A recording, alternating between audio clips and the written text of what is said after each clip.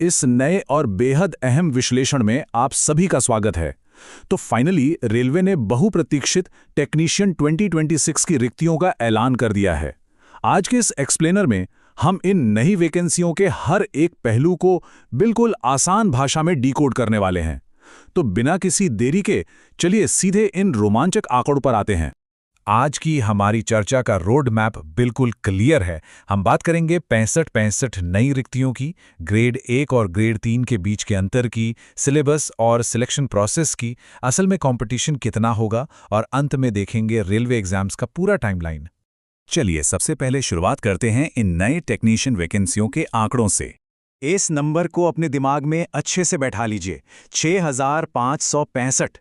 जी हां, रेलवे के official short notice ने कंफर्म कर दिया है कि 2026 के साइकिल के लिए पूरे 6565 टेक्नीशियन पदों पर भर्तियां होने वाली हैं। सच कहूं तो ये एक बहुत ही शानदार अवसर है। अब अगर हम इस टोटल नंबर को थोड़ा ब्रेक डाउन करके देखें तो तस्वीर और भी साफ हो जाती है।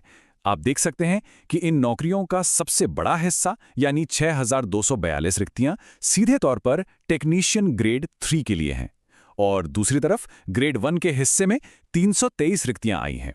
यहां एक बहुत ही दिलचस्प और पॉजिटिव बदलाव हुआ है। पहले ग्रेड 1 के पद सिर्फ प्रमोशन के जरिए भरे जाते थे, लेकिन अब इनके लिए डायरेक्ट रिक्रूटमेंट हो रही है ना कमाल की बात। अब आगे बढ़ते हैं और ग्रेड 1 और ग्रेड 3 का एक आमने सामने का कंपैरिजन करते हैं। इन दोनों रोल्स के बीच के फर्क को समझना बहुत जरूरी है ताकि आप सही फैसला ले सकें।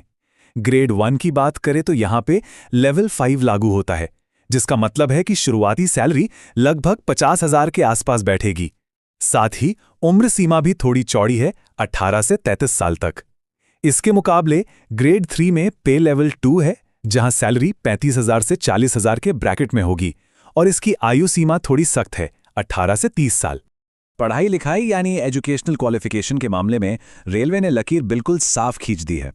ग्रेड 1 के लिए आपको हायर एजुकेशन चाहिए ही चाहिए, जैसे कंप्यूटर साइंस, आईटी, फिजिक्स या इलेक्ट्रॉनिक्स में बीटेक, बीएससी या 3 साल का डिप्लोमा। लेकिन वहीं ग्रेड 3 के दरवाजे बहुत बड़े वर्ग के लिए खुले हैं। अगर किसी ने 10वीं के साथ आईटीआई किया है या फिर कुछ खास पदों के लिए मैथ्स और फिजिक्स के साथ 12वीं पास की है, तो वो इसके लिए पूरी तरह से एलिजिबल है। आइए अब बात करते हैं सिलेक्शन प्रोसेस और संभावित सिलेबस की। सिलेक्शन का प्रोसेस काफी सीधा साधा और बिना किसी फालतू उलझन के है। सबसे पहला और सबसे बड़ा पड़ाव है CBT1 यानी कंप्यूटर बेस्ड टेस्ट। बस इस एक एग्जाम को क्रैक कीजिए और उसके बाद सीधा डॉक्यूमेंट वेरिफिकेशन और मेडिकल एग्जामिनेशन, मतलब मल्टीपल एग्जाम्स का कोई झंझट ही नहीं।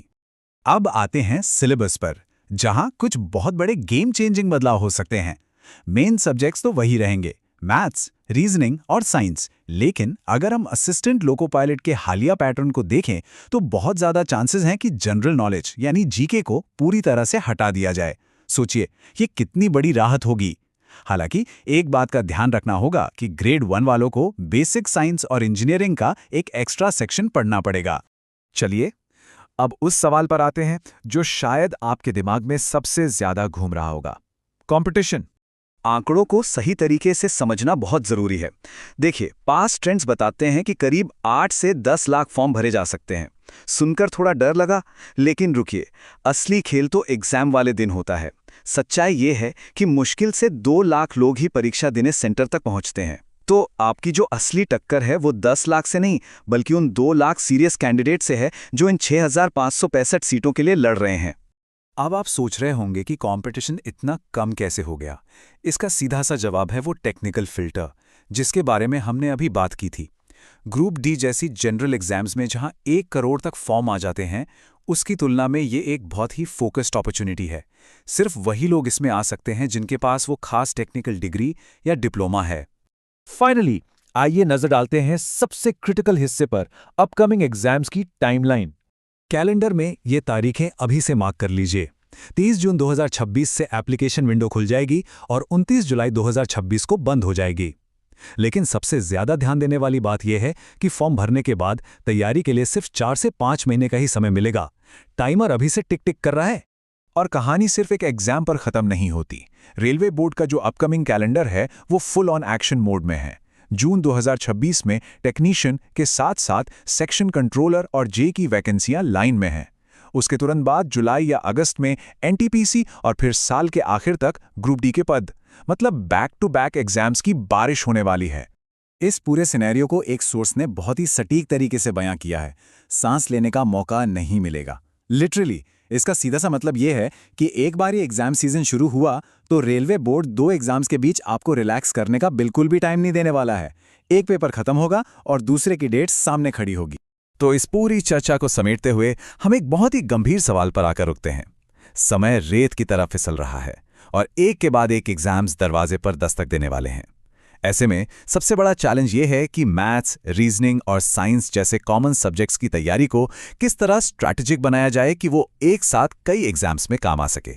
ये सोचने वाली बात है, क्योंकि सही स्ट्रैटेजी ही इस महासंग्राम में असली गेम चेंजर साबित होगी।